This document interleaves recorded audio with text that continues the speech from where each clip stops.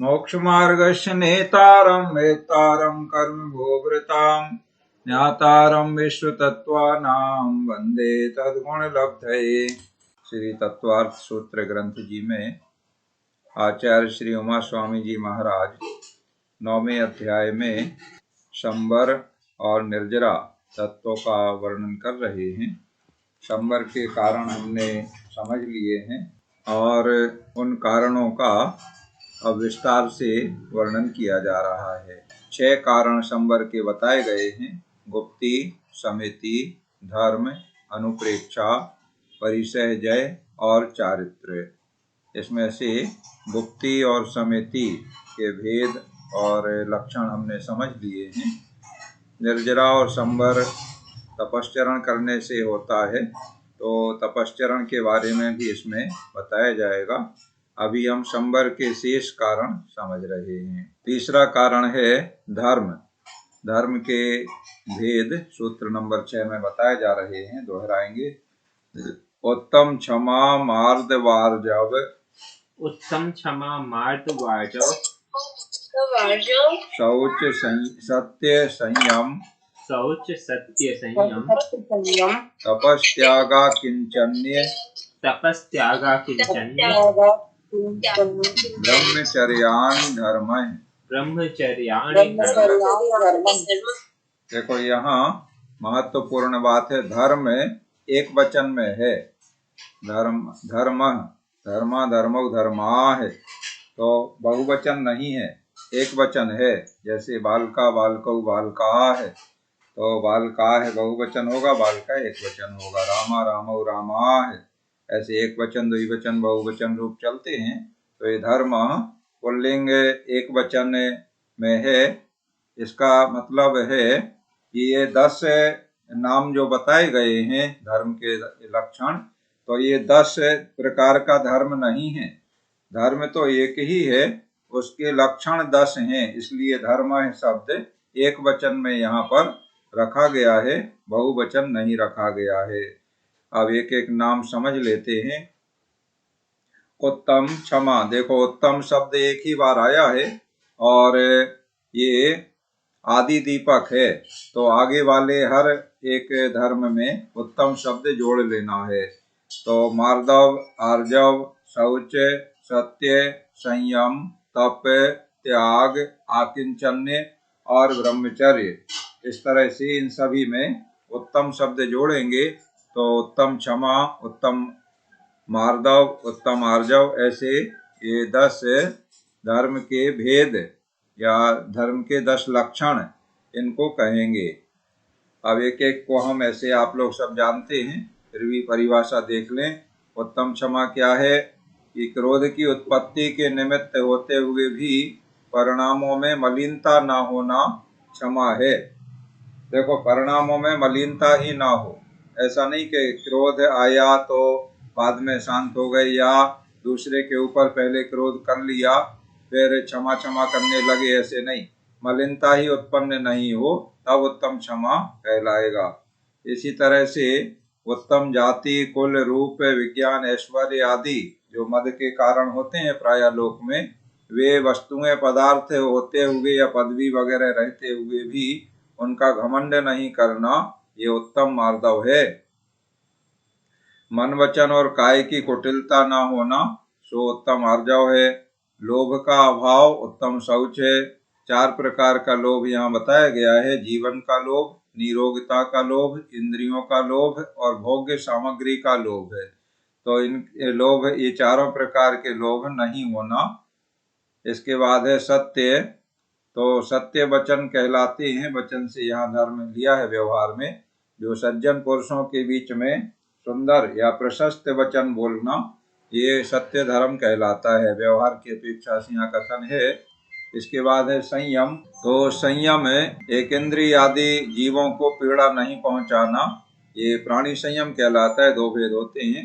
और इंद्रियों के विषयों में राग नहीं होना, ये इंद्रिय संयम कहलाता है। इस तरह संयम 2 प्रकार का होता है। फिर तप है, तो तप जो ऊपर बताया गया था, तपसा निर्जराचा, अर्थात तप करने से निर्जरा होती है। तो निर्जरा माने कर्मों का क्षय करने के लिए जो अनशन आदि 6 बहिरंग और 6 अंतरंग और बहिरंग ऐसे तप किए जाते हैं, वो तप कहलाते हैं, उत्तम तप धर्म है वो। इसके बाद है त्याग, तो परिग्रह को छोड़ना। चेतन और अचेतन के भेद से 2 प्रकार का परिग्रह होता है, तो दोनों प्रकार का परिग्रह छोड़ना ये त्याग धर्म कहलाता है। और आकिंचन्य कहलाता है ममत्व का त्याग करना, पर पदार्थों से ममत्व का त्याग करना। पर पदार्थ में शरीर भी आ जाता है अपना, और बाकी बाह्य पदार्थ तो है ही पर पदार्थ, उन सब से ममत्व का त्याग करना और अपने आत्म चिंतन करना, आत्मा को ही अपना मानना। मैं कौन हूँ? मैं आत्मा हूँ, मैं ज्ञान दर्शन युक्त चेतन हूँ, ऐसा भाव होना वह आकिंचन्य धर्म है। और उसी आत्म स्वरूप में रमण करना यह उत्तम ब्रह्मचर्य होता है। व्यवहार में ब्रह्मचर्य के लिए जो अपने स्त्री या पुरुष का त्याग करना, उनके प्रति राग का त्याग करना, विरक्त होना, इस प्रकार के जो व्यवहार विधियां हैं वो भी ब्रह्मचर्य धर्म में आती हैं। तो ये सब 10 धर्म जो ये बताए गए हैं, 10 प्रकार के लक्षण, ये इनके पालने से संवर होता है। संवर माने आते हुए कर्म रुक जाते हैं, माने कर्मों का आश्रम रुक जाता है, आश्रम नहीं होता है, माने कर्म नहीं आते हैं। कर्म के जो परमाणु प्रति समय आ रहे थे उनका आना रुक जाता है। इसलिए हमें अपनी आत्मसिद्धि के लिए इन धर्मों को अपनाना चाहिए, लौकिक प्रयोजन के लिए नहीं, आत्मसिद्धि के लिए। इस तरह तीसरा कारण जो संवर का है धर्म, उसका कथन यहाँ पूर्ण हुआ। और अब 12 अनुप्रेक्षा, अनुप्रेक्षा के 12 भेद हैं, वह सूत्र नंबर 7 में बताए जा रहे हैं। सूत्र दोहराएंगे। अनित्यासरण अनित्यासरण संसारैकत्वा संसारैकत्वा न्यत्वा शुच्याश्रव न्यत्वा शुच्याश्रव संवर निर्जरा संवर निर्जरा लोक बोधि दुर्लभ लोक बोधि दुर्लभ धर्म स्वाख्या धर्मस्वाख्या तत्वानुचिंतन तत्वानुचिंतन मनुप्रेक्षा है। मनुप्रेक्षा। देखो मनुप्रेक्षा, यहाँ से माँ इस तरफ आ जाएगा चिंतनम, और अनुप्रेक्षा है निकलेगा। ये अनुप्रेक्षा है, बहुवचन दिया है, बड़ा अच्छा लिख करके विसर्ग लगाए गए हैं, ये बहुवचन का है, रूप है संस्कृत का। तो इसका मतलब क्या है कि अनुप्रेक्षाएं 12 हैं। जैसे वहाँ धर्म एक वचन था तो धर्म 10 नहीं है, धर्म एक है, लक्षण 10 है उस एक धर्म के। यहाँ पर अनुप्रेक्षा एक नहीं है, अनुप्रेक्षाएं 12 हैं। ये 12 अनुप्रेक्षा अलग अलग हैं, मतलब अनुप्रेक्षा 12 प्रकार की हैं। ऐसे धर्म 10 प्रकार का है ये नहीं कह सकते हैं। ये अंतर आपको एक वचन और बहुवचन से यहाँ सूत्र में पता चल रहा है। तो इस बात का अर्थ है, जब संस्कृत का हम करते हैं तो इस बात का ध्यान रखना चाहिए कि किस प्रकार से मूल संस्कृत में बताया गया है। इसीलिए मूल ग्रंथों का पढ़ना और उनका भाव समझना ज्यादा अच्छा माना जाता है। अब एक एक अनुप्रेक्षा को समझ लेते हैं। अनुप्रेक्षा माने भावना, 12 अनुप्रेक्षा को 12 भावनाएं भी कहते हैं। तो इनके नाम तो आपको पता है, फिर एक बार और देख लें। अनित्य भावना सब में लगा लेंगे, या भावना कहें या अनुप्रेक्षा कहें। तो अनित्य, दूसरा है अशरण, तीसरा संसार, चौथा एकत्व, पांचवा अन्यत्व, छठवां अशुचि, सातवीं भावना है आश्रव, 8वीं संवर, 9वीं निर्जरा, 10वीं लोक, और 11वीं बोधि दुर्लभ, और 12वीं धर्म भावना। इस तरह से ये 12 भावनाएं हैं या 12 अनुप्रेक्षाएं हैं। देखो 12 भावनाएं बहुत सारे काव्यमय छंदमय रचनाएं प्रसिद्ध हैं, और प्रायः जैन समाज में सभी को कोई ना कोई भावना, 12 भावना याद रहती है। आप लोग को भी याद होंगी। जैसे बहुत पुरानी जो 12 भावनाएं हैं, राजा राणा छत्रपति, इसका खूब चलन रहा है, अभी भी है, और अनेक अवसरों पे लोग इसको सामूहिक रूप से गायन करते हैं और भावना भाते हैं। इसके अलावा और भी जैसे मंगत राय की 12 भावना बहुत प्रसिद्ध हुई हैं, और अन्य अन्य बहुत सारे मुनि, आर्यका, ब्रह्मचारी, पंडित वगैरह लोगों ने, कवियों ने, विद्वानों ने अपने अपने तरीके से 12 भावनाओं को छंदबद्ध रचनाएं की हैं। छहडाला में भी 12 भावनाओं का वर्णन आया है 5वीं ढाल में, खूब अच्छा विस्तार से दौलत राम जी ने वर्णन किया है, और बहुत ही सारगर्भित है, भाव भरी उसमें पूरी भक्ति बताई गई है, भावनाएं बताई गई हैं। तो उसमें इसी क्रम से सबसे पहले अनित्य भावना का वर्णन है। तो अनित्य भावना में क्या है कि संसार के सारे पदार्थ अनित्य हैं। अनित्य माने जो सदा नहीं रहते हैं। पानी के बुलबुला जैसा कहते हैं, बिजली चमकती है ऐसा कहते हैं, बहुत सारे उपमाएं उसके लिए दी जाती हैं। तो इंद्रियों के विषय हो, धन यौवन हो, जीवन है, ये सब पानी के बुलबुले के समान क्षणभंगुर हैं, ऐसा विचारना अनित्य अनुप्रेक्षा है। और ऐसा विचारने से क्या होता है, जब इनका वियोग हो जाता है तो इष्ट का वियोग होने पर फिर दुख नहीं होता है। क्योंकि अगर हमें कोई चीज पहले से पता हो कि ऐसा होने वाला है या ऐसा होना अनिवार्य है, अवश्यम भावी है, तो जो अवश्यम भावी है, होना ही है, वो हो गया, वो तो होना ही था, कोई अनहोना काम नहीं हुआ है। तो ऐसा जब हमें ज्ञान हो जाता है तो फिर उसका दुख नहीं होता है। दूसरा है अशरण। अशरण माने कोई भी शरण नहीं है। कितना भी हम पाल पोष करके शरीर को पुष्ट करें, अच्छा अच्छा खिलाएं पिलाएं, लेकिन फिर भी कभी भी ये शरीर साथ नहीं देता है, और ना ही कोई बंधु बांधव आदि मृत्यु से बचा सकते हैं। कोई भी अच्छे अच्छे वैद्य डॉक्टर आदि हों या मंत्रवादी तंत्रवादी हों, नाना प्रकार के जो उपाय लोक में देखे जाते हैं, तो मरने से कोई भी नहीं बचा सकता है। ये अशरण अनुप्रेक्षा दूसरी अनुप्रेक्षा है। तीसरी संसार अनुप्रेक्षा में संसार के स्वभाव का विचार किया जाता है। संसार में चाहूं गति दुख जीव भरे हैं, परिवर्तन पंच करे हैं, सब विधि संसार असारा, या में सुख नाही लगारा।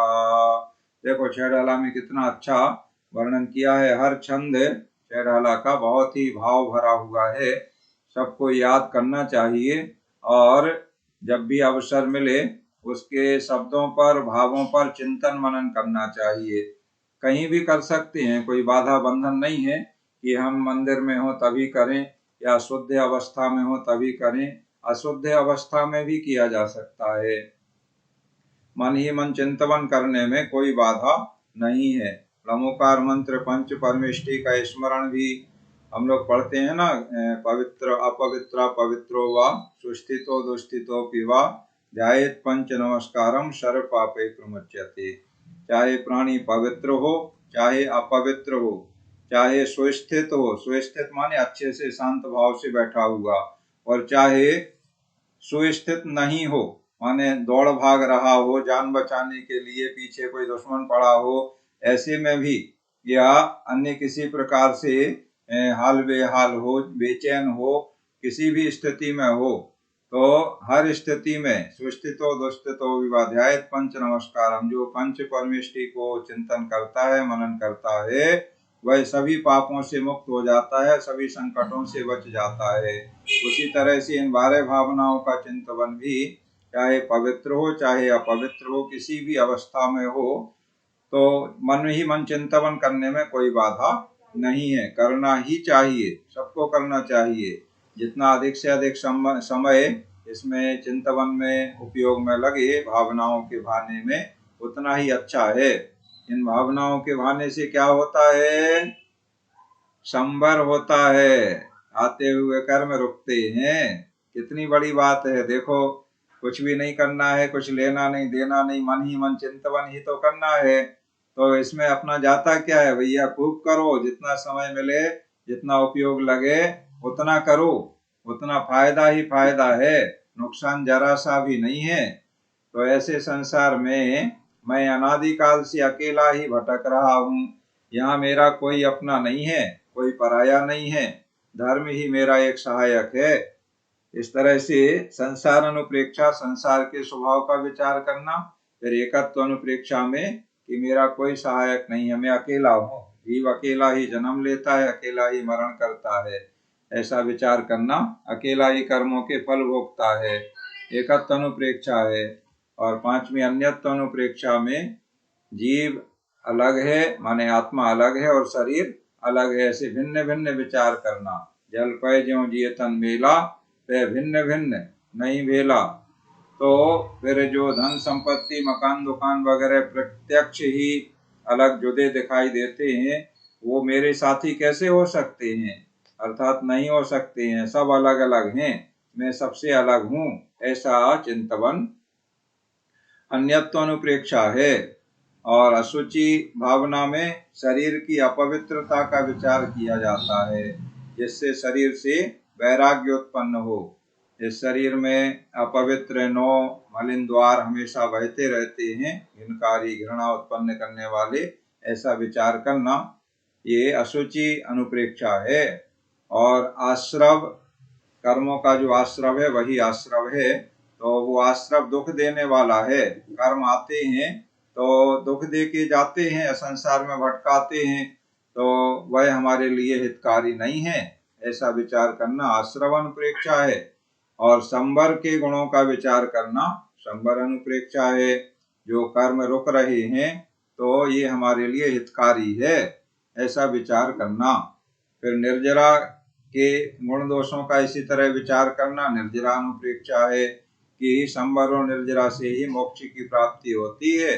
जीव अत्यंत सुख, अनंत सुख की प्राप्ति कर लेता है संवर निर्जरा के माध्यम से मोक्ष में, ऐसे चिंतवन करना। और 10वीं भावना है लोक अनुप्रेक्षा, तो लोक के आकार का इसमें विचार किया जाता है। तो लोक का जो आकार हमने अभी तीसरे और चौथे अध्याय में मध्यलोक, अधोलोक और ऊर्ध्वलोक के बारे में समझा है, उसका आकार जाना है, उसका चिंतन करना, ये लोक अनुप्रेक्षा है। ऐसा ये जो लोक है ये किसी ने बनाया नहीं है, किन्हु न करे न धरे को, सट द्रव्यमयी न हरे को, सो लोक माही बिन समता, दुख सही जीव नित भ्रमता। इस तरह का विचार करना कि किसी ने इस लोक को बनाया नहीं है, कोई इसे मिटाता नहीं है, कोई इसका पोषण नहीं करता है, कोई इसको अपने सिर पे धारण नहीं किए है। इस लोक में, तीनों लोकों में जीव बिना समता के, माने समता धारण नहीं करता है और दुखी होता हुआ भटकता रहता है, ऐसे लोक भावना का चिंतन करना। और इसके बाद बोधि दुर्लभ, बोधि माने ज्ञान, सम्यक ज्ञान की प्राप्ति अत्यंत दुर्लभ है, और सारी चीजें मिल जाएंगी लेकिन बोधि लाभ मिलना अत्यंत कठिन है। इसलिए ऐसा विचार करना कि हम ऐसे कठिन जो बोधि लाभ है, सम्यक ज्ञान है, इसकी प्राप्ति में अपने आप को लगाएं, ऐसा चिंतन करें।